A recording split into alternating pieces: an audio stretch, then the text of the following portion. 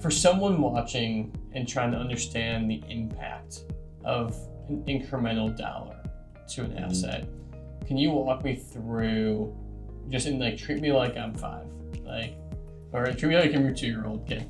How would you explain the impact that X dollar of ancillary revenue impacts an asset and changes the way that the asset is ran and looked at, and for a lot of people, their livelihoods based on increasing the value of their, as you said, real estate asset?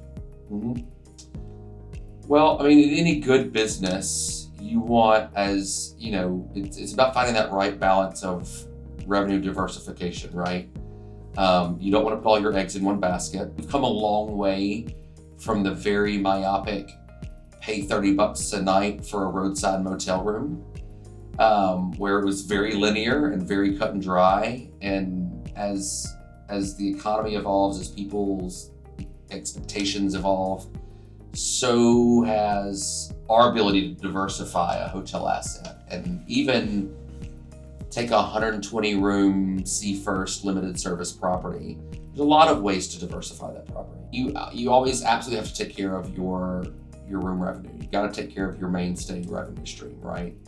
But every incremental dollar that you can derive in another area only helps protect your ability to grow. And that's what takes you from 1 hotel to 2 hotels to 10 hotels. Your ability to safeguard yourself from the waning economic drivers that you can't control, the better protected you are to make sure that not only you can grow your portfolio, but you can extend the life of those assets. One of the biggest struggles in hotels these days is cash flow. And your really good management companies have grown to where they are because they're really good at extending the life of an asset.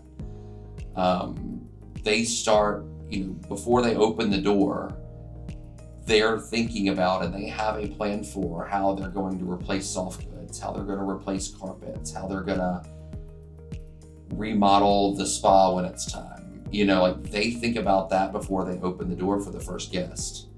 And so it really has to do with making those daily decisions, looking for those daily opportunities that impact your long-term plan. Because if I can take that asset from a 10-year investment to a 20-year investment, or make that 10-year investment as good as I can to where I do get to my exit, because maybe I don't want to carry it to the end of its life,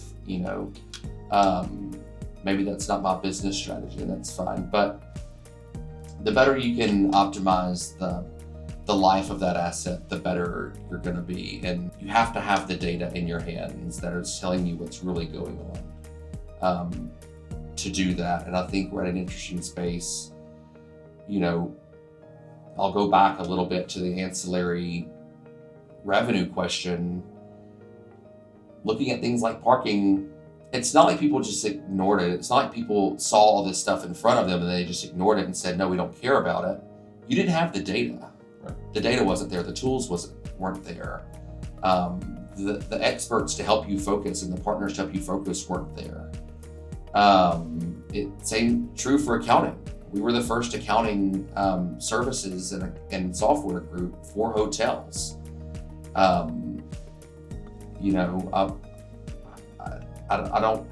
may not go as bold to call us the Amazon of hotel accounting, but there was a point where we brought something to the table that the industry just didn't have at its disposal. And because we did, there's a lot of residual effects from that and information that people have at their fingertips to make the right decisions.